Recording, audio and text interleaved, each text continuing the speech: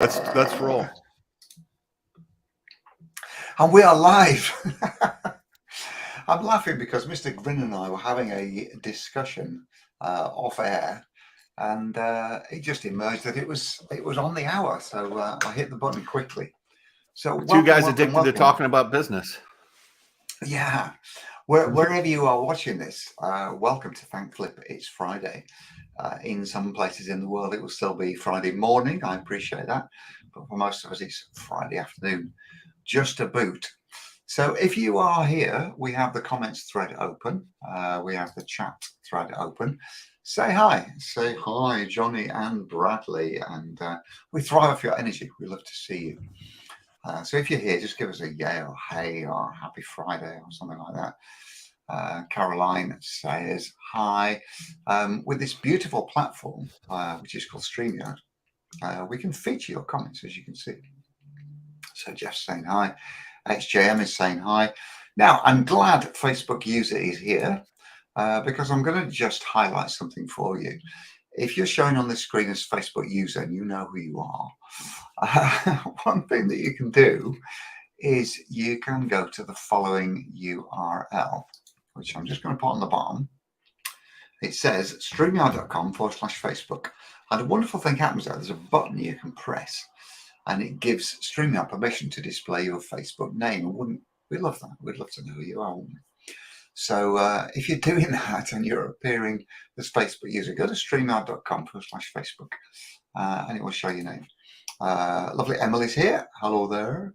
Bradley says, Emily. Hi, Birdie Brown. Yeah, Birdie Brown, you can go to streamyard.com/Facebook and it'll display your name. I got an itchy eye from that. I don't know why. That's a sign of something, isn't it? Itchy eye. Oh, of course. If you're Irish, top of the morning to you. I'm told that nobody in Ireland has ever said top of the morning, by the way. It's just a complete myth. Just like leprechauns, which, as you know, probably not real. So again, if you're a Facebook user, hello to you. Go to streamyard.com/Facebook and just push the button and give it permission to display your name so we know who we're talking to. But it's great that you're all here this afternoon. We are going to cover, Mr. Grinnen and I, a rather sexy topic. And why I think this is sexy, and I think Bradley agrees with me. We're in agreement here, aren't we, Mr. Green? I'm just going to change. Hang on, I'm just going to get rid of that comment. There you go. Yep. So why we're both in agreement here, Bradley, is that we've all got clients. We've all had clients. And isn't it really easy, Brad, to talk ourselves into this kind of former client thing? Oh, yeah, they were a client of mine. They used to be a client of mine. And I think as an industry, we're not good enough at continuing relationships and, developing lifetime value, both for the clients and for us. And getting referrals is a part of that glorious cycle, isn't it, of continuing relationships? What's your take? And we will get into detail in a bit, Brad, but just as a kind of umbrella intro, what's your take on referrals and why they should be part of our business? I think they have to be, Jonny. I run my executive, so I also, as well as launching new coaches, I also still work with Fortune 500 executives, and that is almost 100% referral. Yeah, in and of itself. Yeah. The reason why I think referrals are so powerful and so incredible is you're borrowing trust from somebody else to immediately build a relationship. And so my take on all of this, referrals, fulfilling for a client, helping a client have success, even building your business is all about mastering relationships that you're building with people.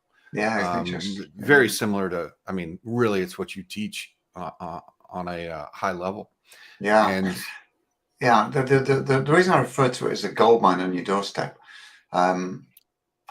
is, without the instinct to ask for referrals and But by the way, on the session today, we're going to feed you the exact template, the structure, the words, literally the words and phrases to use.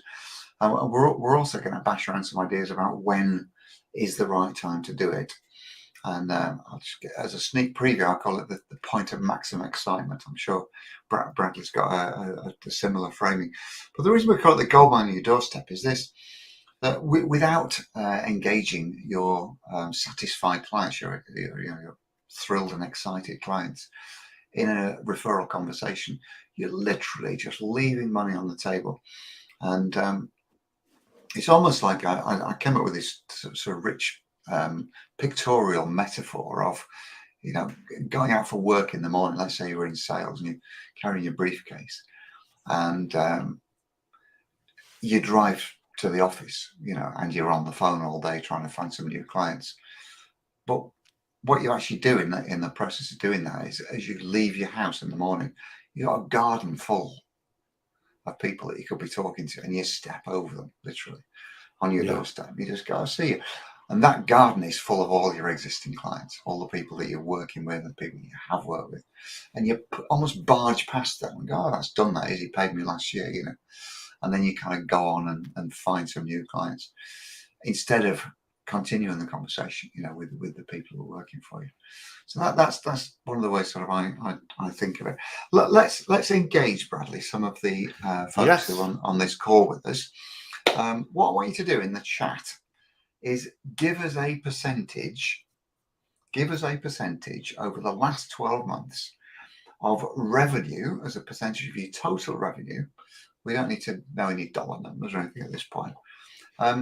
Tell us what percentage of your revenue in the last 12 months came from referrals from existing clients. Put a number in there. Is it 10%? Is it 40%? Is it 100%? I can see how many people are on this call, so I want a whole bunch of comments. What percentage of your revenue in the last 12 months came from referrals from existing clients? And Annabella has raised a very interesting point. Mm-hmm. I think, Annabella, you are very insightful because that wasn't all. That was it. 95%, right? 95%. I don't know if you agree with Annabella and me here, Brad, but this is what Annabella said about that. I think she's right. I agree with her. She's right. Here's the insight. When I read that immediately, I think to myself, my goodness, Annabella, you have such an opportunity in front of you of doubling your profit by doing probably a lot of the basics, Jonny, that you teach. Doing some marketing. Doing some marketing, yeah. Doing some marketing. And it's not exaggeration to say you could double your revenue by doing marketing. Yeah, I mean, so really. Too. I mean, I love it's a great base, right? No, you've got your referrals. It really is, but Annabella, the reason why I think you're right there, Annabella, this is the same reason as the reaction I have when somebody says, I'm really good on sales calls. My conversion rate is 95% on sales calls. Well, the trouble with that is that you're not talking to enough people. If you're converting 95% of all your sales calls, that means that you're cherry picking your sales calls, and you're probably not talking to enough people. Or you need to raise your prices, and right? Therefore you're not making enough money. No properly oiled machine will convert at 95% sales machine. 40 to 50% is the optimal range if you're doing really well. And it's the same with referrals, as Annabella said here.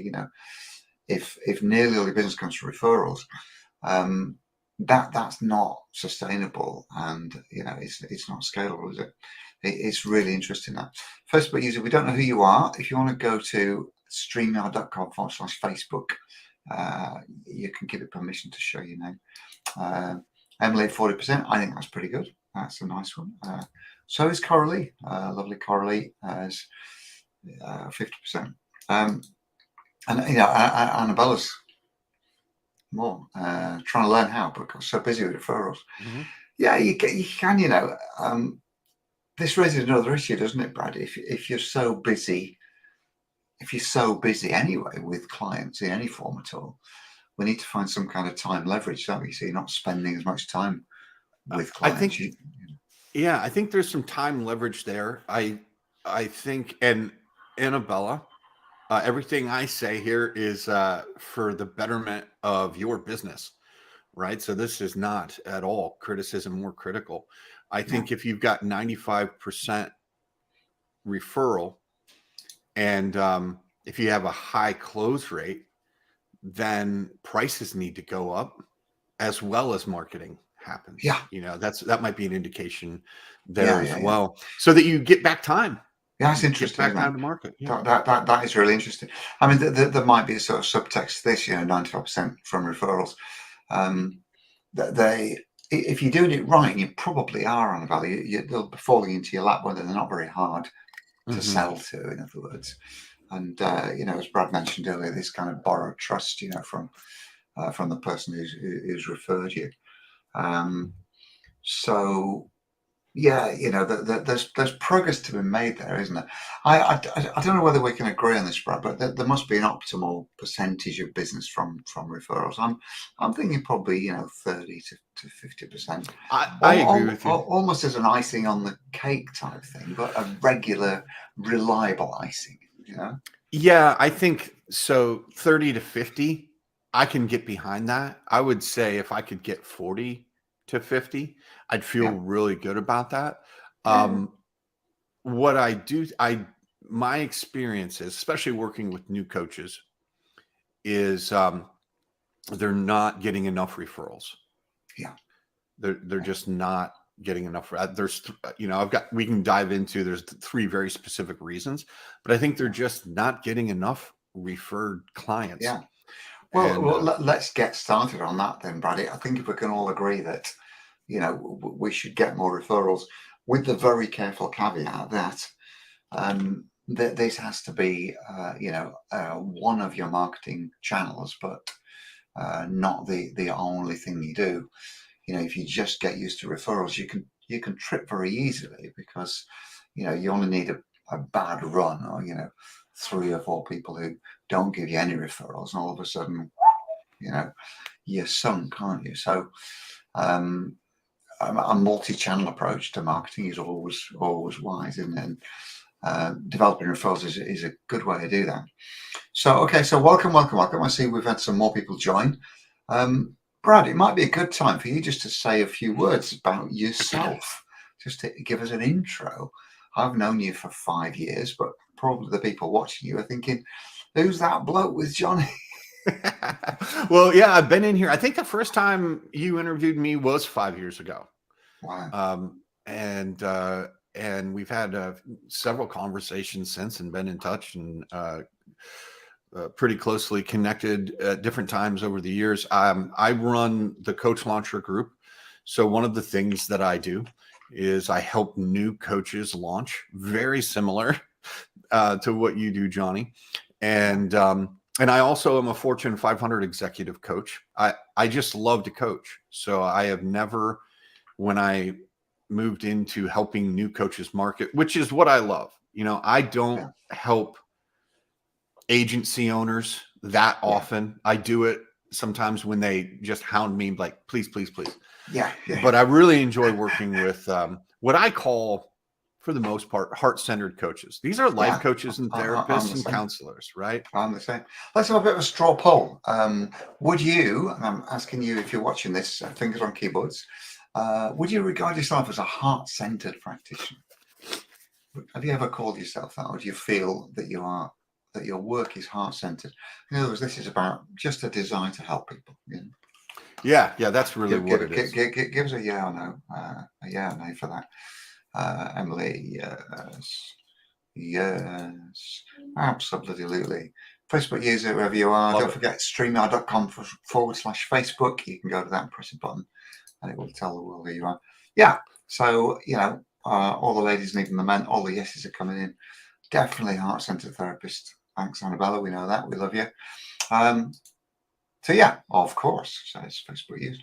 So I think we can all agree on that Brad, that is a really important area.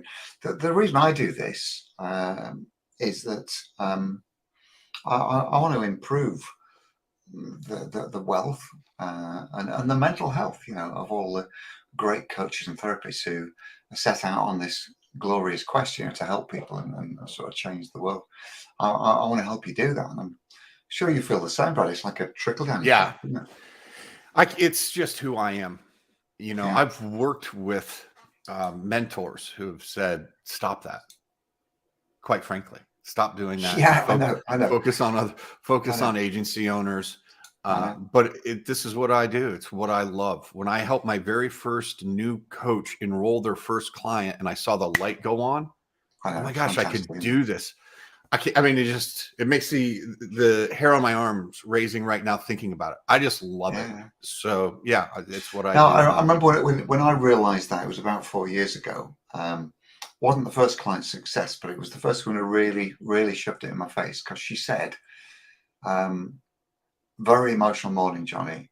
I've just enrolled 2 clients. And my husband's not been sleeping. He's been really worried about our finances. And I've gone to him and told him about these 2 clients. One of them paid in full and that sort of thing. Within a couple of weeks, she was messaging me to say, he's sleeping again. My husband's sleeping. Yeah. Isn't that fantastic? It's beautiful. And it wasn't me that did it. She did it, but we'd guided her to do that. Okay, listen, let's get to referrals, folks. Let's get to referrals.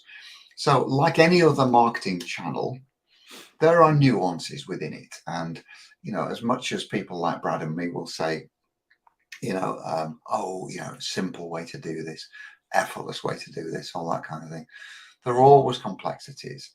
And I'll say this: when you're learning a new skill, there's more ways to do it wrong than there are to do it right. And, there's always a kind of best practice on which experienced practitioners like Brad and me, I'm not going to say we're experts or any sort of guru-like status, but we've been doing it a while. We've got experience. Practitioners like us can therefore lean on, a big library of experience, and we can say, look, in our experience, this is the best way to do it. So I'm going to let Brad take the lead here, because you've got, I think you mentioned there's 3 points and the 3 parts to what you might call intelligent referrals. What would you start with? Well, this may seem like I'm starting backwards, but I like to talk about what I think are the 3 biggest reasons why people aren't getting referrals. Right there. Yeah. Right? That's what I heard. Yeah. The number one, and this is going to sound so obvious that it's going to be like, really, this is the expertise we're getting, but the number one, I know what you're going to say.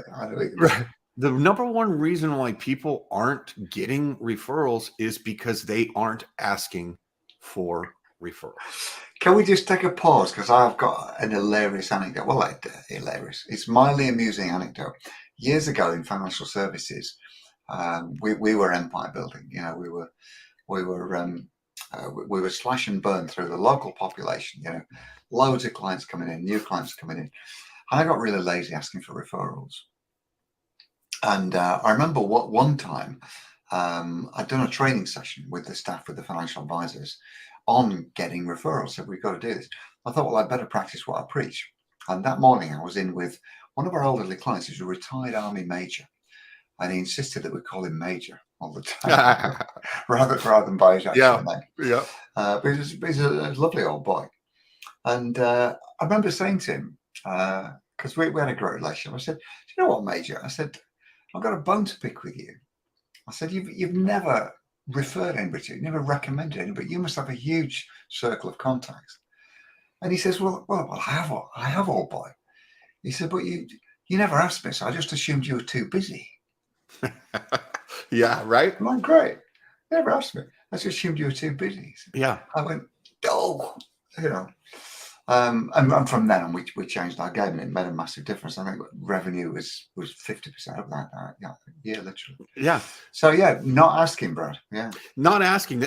This happens for several reasons, Jonny. One, people don't know how to ask, or they feel like, I don't know what, like, how do you properly, especially a new coach or a new therapist who maybe has never done it before. I wonder if there's a How bit do of you ask? imposter syndrome in here to say, who am I to ask? I think that's the, second reason is there is something, and so I describe it as this tight feeling in their chest. So they either don't know how to ask or they're afraid to ask. Imposter syndrome. Who am I? Oh, I don't want to bother my client. Yeah. But the truth is, and we'll get to this later, when you're delivering results for clients, they are more than happy to share. When I go see a good movie, everyone in my life knows about it because I'm talking about it. Yeah. If I have a good auto mechanic, which I don't know how the industry is over there, over here, scams in the auto industry are rampant. And so if I'm looking for a mechanic, I'm going to somebody I know who trusts somebody already. Yeah. So I think it's they don't know how or they're afraid to ask, which the cool thing is both of those things can be fixed. You can learn how. I don't We're want to going to bother teach them, you. says Annabella. Yeah. Yeah. I just thought of something listening to you there, Brad. It might also be, and I think I've heard this a couple of times from clients in so many words where they feel that it might appear unprofessional if they're asking a client to give them Yeah. a referral, because they might think, well, a professional coach has some marketing in place and they get their own clients, that kind of thing. Yeah. I think it also, that is, in my opinion, always solved in how. How are you asking? Right. I could say, hey, Johnny, I'd love to take you out for dinner and just have a good time, great conversation, maybe pick your brains. Or I could be like, Johnny, there's stuff I want from you. And so help me out. Yeah. Just how we're asking. And I'm sure you and I will Of dive course, into yes. this. Yeah, it can feel like ambulance chasing, perhaps, in some of the therapy fields. I do have a very simple sentence that I use that works really well. But what's your third one, Brad? The third reason people don't. Well, the first reason is people don't ask, and there's two Don't ask. reasons why, Yeah. right? The second reason why people aren't getting referrals then is they don't have their client's journey mapped out with automated prompts to actually ask for the referrals. And this, to me, is really at the heart of what you can do. So in other words, you embed it as part of your process with you. It becomes part of your process and part of your program. Now, what's a client journey? A lot of your people may know. Some of your people, if they're brand new, like mine, don't. Your client journey is when you start working with somebody, they're at a spot in life and they want to get to some different spot in life. It's a result. We could call it an outcome. Maybe it's a mended relationship, or maybe it's some healing from traumatic events, or maybe it's something to do with their career. And we could go on and on. I won't. The journey is once you walk 5 to 10 clients through a journey, you begin to see that they're not getting to the result randomly. You're coaching them there.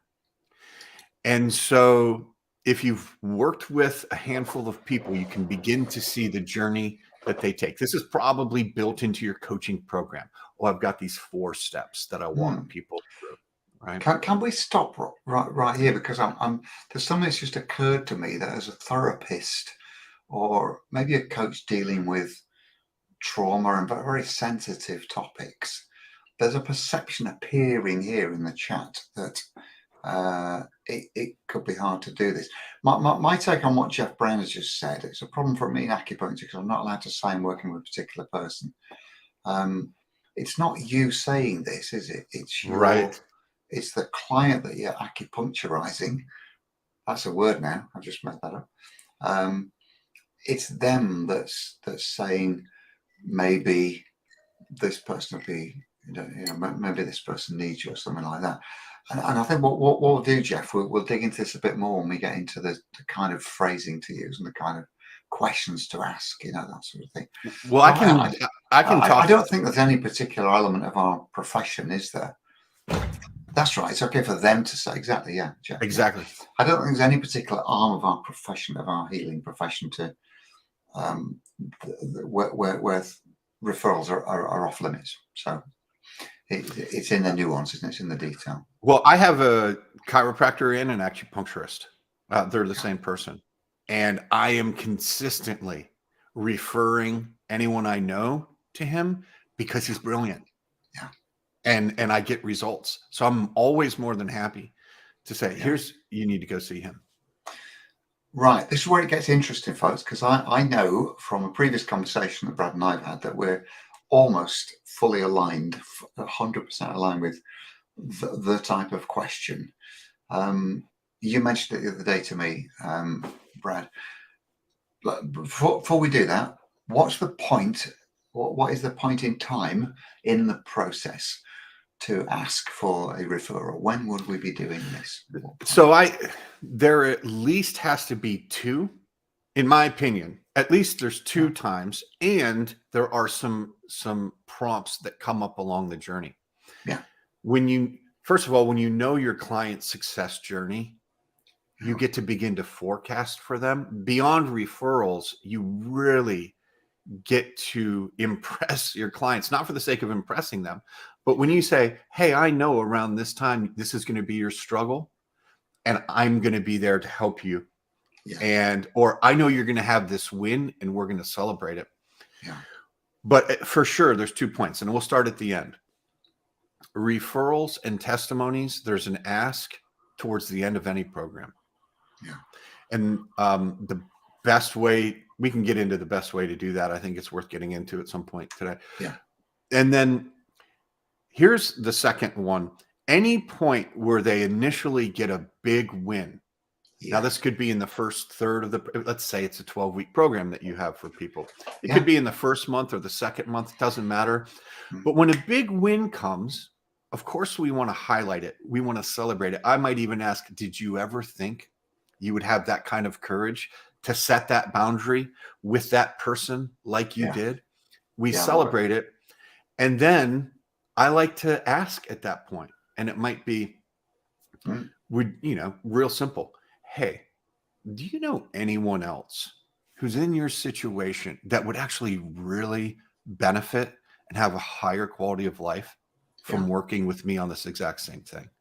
And people, every time, someone comes to mind, and they're more than happy. They're excited because they get to help somebody.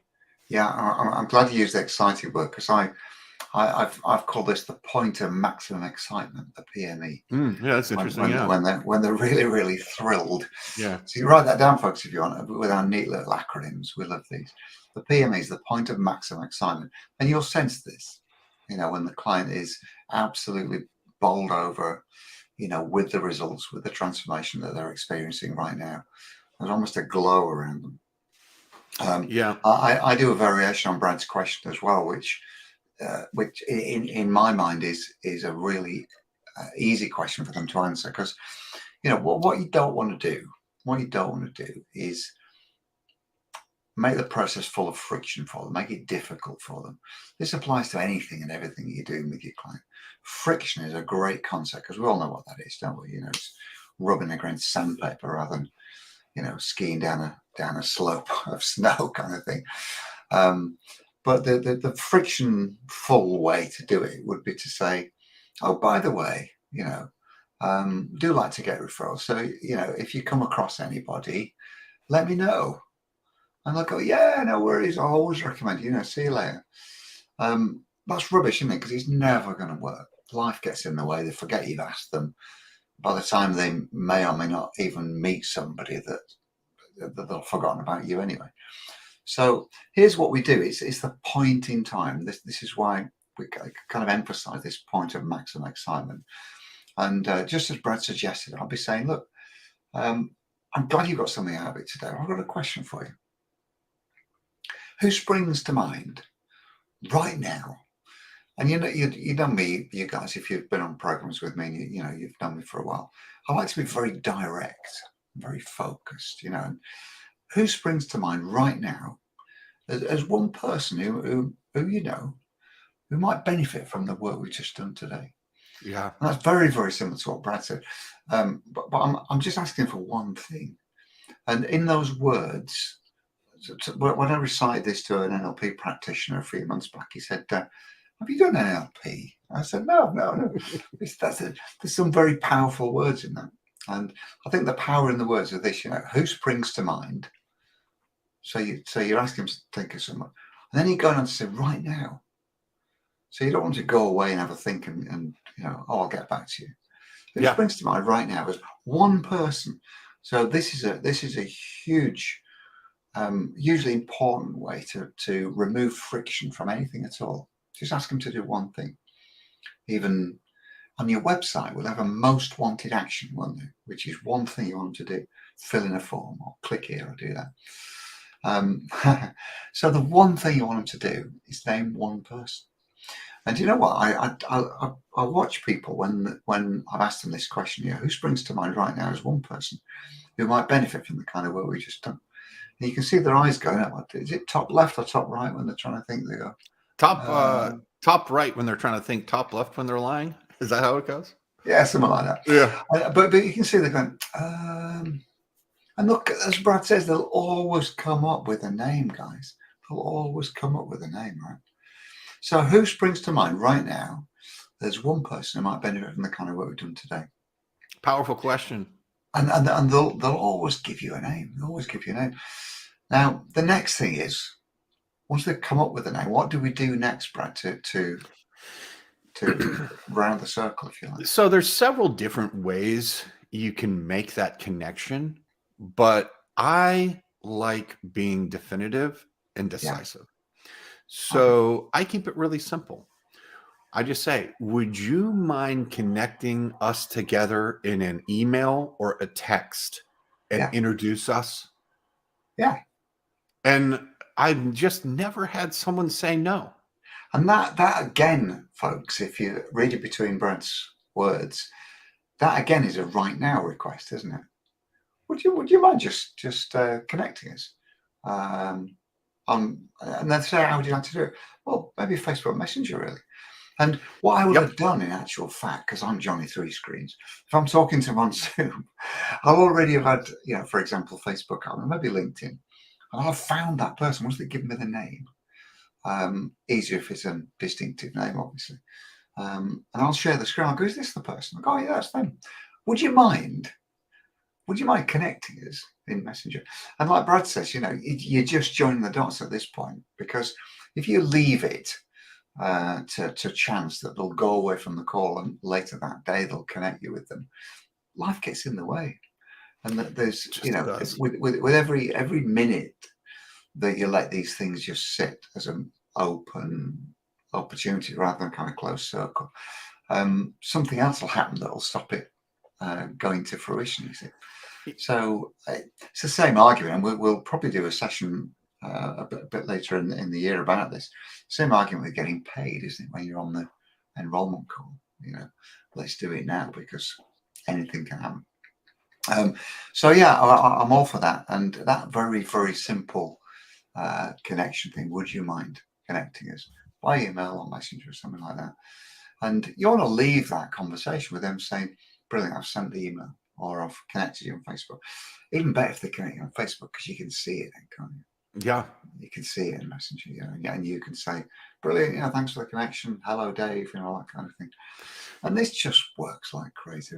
It just works like crazy. I think it's important, Jonny, to highlight we're talking about relationships still. You've got relationships with your clients.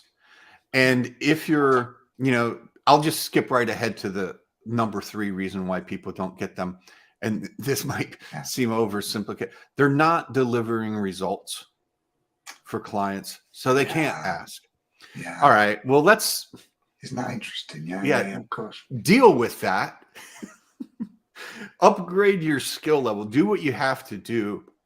I don't really work with people who don't believe that they can deliver some results. That they don't believe. Here's a simpler way. They don't believe they can help somebody. All right, cool. But if we're talking about relationships, it's not a big ask. It's a tiny ask. And Yeah, it really especially is. if you can help somebody else, they become a hero in a sense for a Of friend. course they do. Yeah, yeah. So even if you do, and I'm with you, don't leave that conversation without the connection if you can. But even Yeah. if they do, if you say to me, Johnny, hey, Brad, I'll do this for you, and it doesn't happen within a couple of days, I feel totally comfortable going, hey, Johnny, just Yeah. connecting in with you. Wanted to know Exactly. if you could go ahead and make that connection today for me. Yeah, yeah, brilliant. Annabella's jumped right in with our funky little acronym. PME. The PME, there's the point of maximum excitement.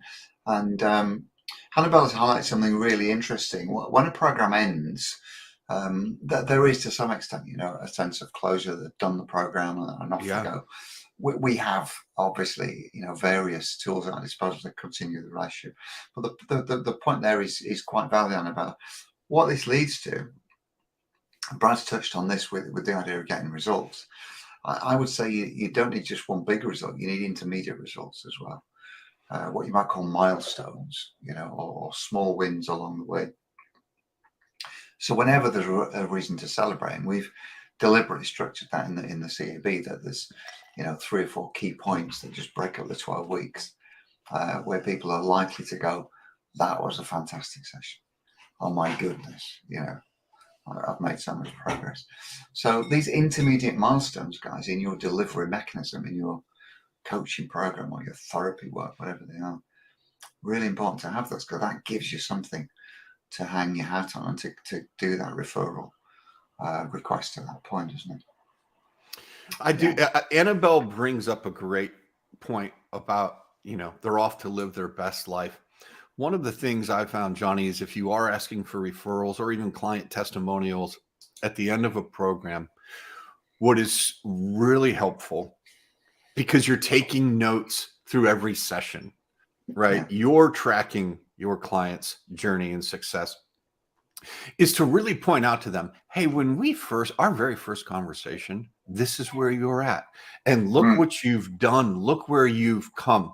And the reason Yeah. why I think that's so critical for asking for referrals and testimonials, let's set those aside just for the benefit of your client to do that, Yeah. is sometimes it's incremental. And so they're not really paying attention to the actual ground they've gained and the rise of their quality of life. But when Yeah. you can point it out to them by Yeah. reflecting back, Flexing back to them. oh, it's amazing. And of course, then, yeah, what do you want? I'll do anything. Yeah. Yeah. Yeah, exactly. We've got some really great engagement here. Thank you, Facebook user. Just remind us who you are, and I'll name check you. Sorry about this. Right, so we've got the idea now, haven't we? That there is a point in the relationship, an optimal point in the relationship, where you can ask for referral and you're almost certain to get them. We framed this as the point of maximum excitement, where the client is really, really pleased. They've made a win, maybe an intermediate win. We don't have to leave it till the end. Brad, have you ever had this happen to you? Because I have. People give me referrals before they've started on the program because they're so enamored of the enrollment process. They've Yeah. enjoyed it so much. Yeah. I've had that happen several times, Yeah. right when they're starting, they're just, well, you see it often too, I think, just in your group. Oh, you got to get in Johnny's group. There's so much help there. He's amazing. Yeah. That, Yeah. that's a referral as well to a certain Yeah. extent. Well, we're going to wrap up in a few minutes because it is a Friday afternoon in the English speaking world, and it's. But there's an interesting point here that has been raised. So this is about a professional referrer, financial incentive. The way I look at it is this: before we start, putting dirty money up front, I think what we need to be establishing is whether the person that has referred you has a potential audience for you. They're going to open the tap, if you like, a reservoir of potential clients. If that's the case, then I would be motivated to keep it going. And We do this on a regular basis with our CAB alumni, with the people who've been through the Client Attraction Blueprint program. If they have an audience of coaches and therapists, which many of you do, then we can set up a formal arrangement, where we incentivize them to do it. And that kind of gives us permission then to recalibrate the relationship and be a lot more forthright with communications. Say, how many you got this month? What are you thinking about for this week? We've got another launch at the end of March. Who have you got in mind that would fit the program? And the relationship then remains convivial, of course, but it has a commercial underpin to it as well. So I would say test them first, see if they actually know anybody before you put it to them that you might be able to pay them. Maybe the first couple of referrals are simply referrals because they want to do it and they feel there's a benefit to their friend or their referee. But no reason why you can't set it up. It helps as well if you have just a little bit of tech somewhere in your platform that can set up an affiliate link potentially or something like that. Yeah. So you get into all that kinds of thing. How about you, Brad? Are you paying people at this point to refer clients to you? Have you got into that? Yeah, it's a great question from, I believe that's Bren who said, yeah, it's me. I think it is, yeah. So Brennan, hello, my darling. Yeah, that's a great question. And again, this comes back to relationships, and all relationships are contextual. So I have some relationships. The first couple clients, it's just a referral. Yeah. But I have built referral relationships. So I do have people in my sphere of influence and in my network who trust me, believe in me. I have people who've never even been through my program, but they know, hey, if you're new, go talk to Bradley. And so for those people, if that's happening on a consistent basis, yeah, I'm going to reward them. Yeah. But it is contextual for example, my Fortune 500 executives. In fact, I'll just spill the beans with transparency. 7 years ago, when I was working with a client and I started thinking, oh yeah, if I get referrals, I can give them a certain percentage off of another working contract with them. And so I just mentioned that to my top executive client, who I still work with to this day. We've been working together for 7 years. Yeah. And I said, I will get, and he said, Brad, I have zero interest in getting a discount. Really doesn't matter to me. I've got the money to work with you. Yeah. He goes, but what I would be interested in is helping the right person find you. Isn't that exciting? That spoke volumes to me. So I don't offer that for most of my executives because they don't care. No, it's interesting, and it can put people off. When you start talking about money, if the relationship is genuinely about their desire to share your ethos, your mission of helping the world, but there's one cool little question here. Actually, before we do the question, just show Jeff on it some metrics. This speaks to the point, Brad, I think, about the right time to do it when we do ask for it, when there's been a big win, that kind of thing. I mean, for example, if you're a therapist and you're in the kind of pain industry, there's a scale, isn't there, of pain, from 0 to 10 kind of thing. Yeah. And if your client says, well, when I came to you, I was a 7, now I'm a 2, then bing bang bosh. Who springs to mind right now as somebody else who's in the pain level 7 and 8 who we could potentially get down to a 2 just like you. So yeah, I agree. Metrics are always good. The question I wanted to share was this one. It's a great one. The typical percentage. Look, it depends. We're not going to tell you how to run your business, but here's a rule of thumb. If this is a DIY course where people are going away and downloading it, in other words, a digital product, you can give a higher percentage away than if you're having to show up and do the work, because you never want to get to the point where you're resenting a particular client. And if you've got a $5,000 product and you've given $2,500 away to the person who referred them, you're probably going to get to the end of that client relationship thinking, I did all that for $2,500. Yeah. So you just be careful and leave yourself with the right amount of revenue at the end of it. That's the. That's the rule of thumb. Yeah, you're right, Johnny. I think it's contextual. I use two guiding principles. One is anywhere between 5 to 10% is standard, industry standard. Right. So you've got a $5,000 program and someone refers you, $500. Okay. Yeah, That would be nice. 10%. 250 would be 5%. Yeah. It's not a lot, especially if they know you're going to get their referral a result. It's not a lot of discomfort. I mean, it's 250 or 500 more dollars for very little Yeah. effort.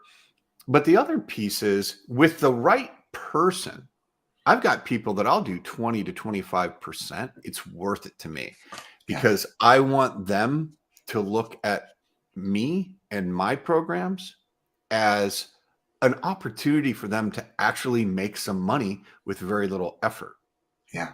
So now this is a little higher brow and a little more complex, but I think the basic principle is find a point where it's worth it.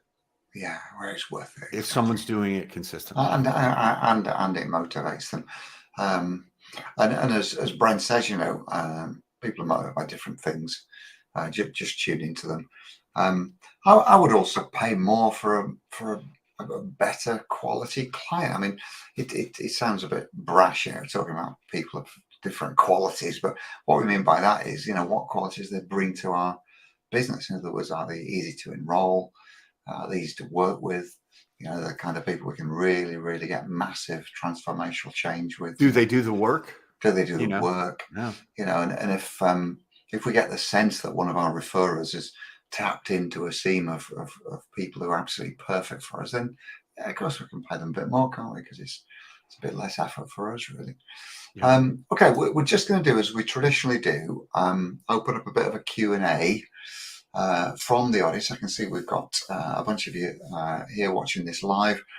If you're watching the replay, still ask the questions, pop them in the comments and we'll get to see them.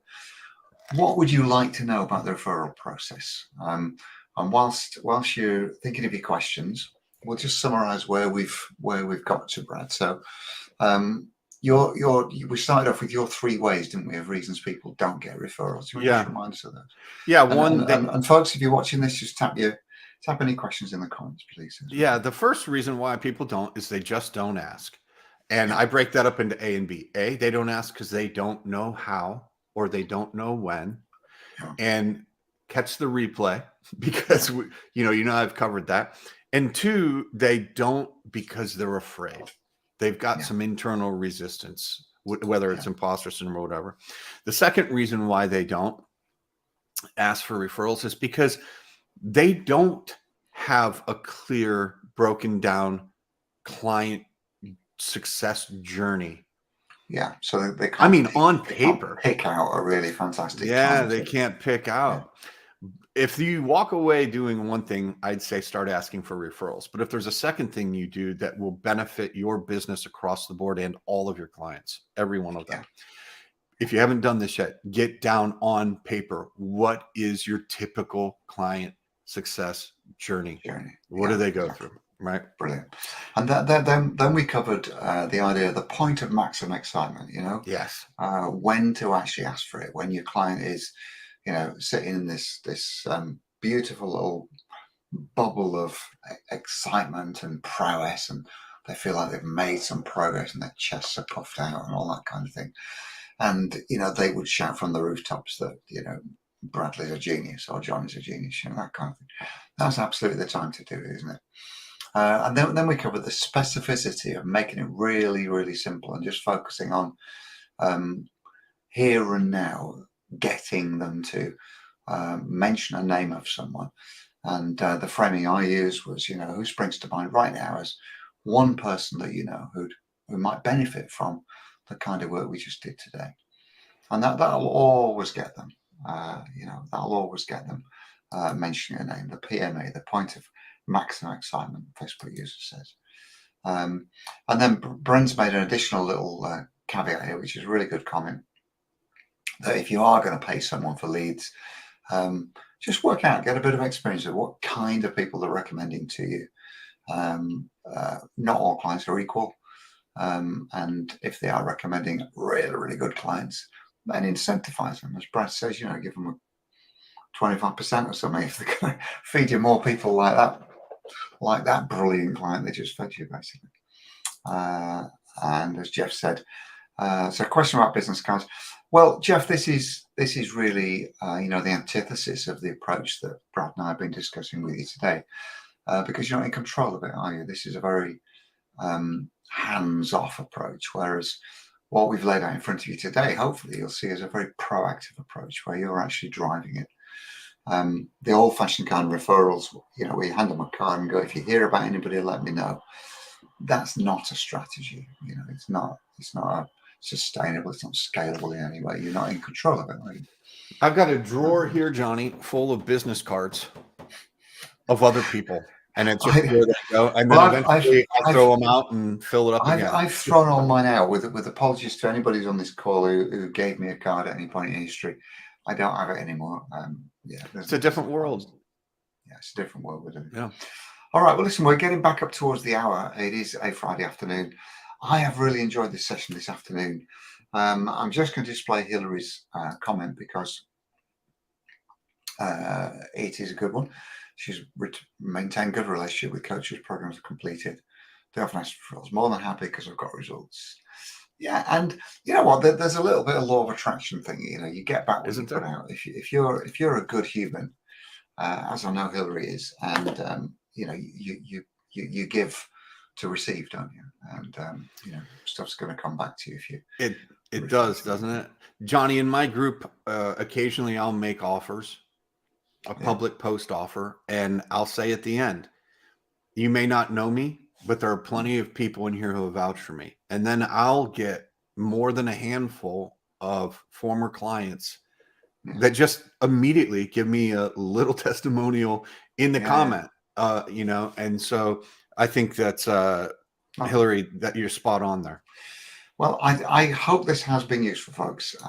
This is a proven formula which, if it won't double your revenue this year, it will certainly be some nice, thick, chunky icing on your cake. So, Brad, someone's just thrown some love at you. I appreciate it. It's a pleasure to meet you, Annabelle. Right. Annabella, I'll find you and connect with you if you're okay with that.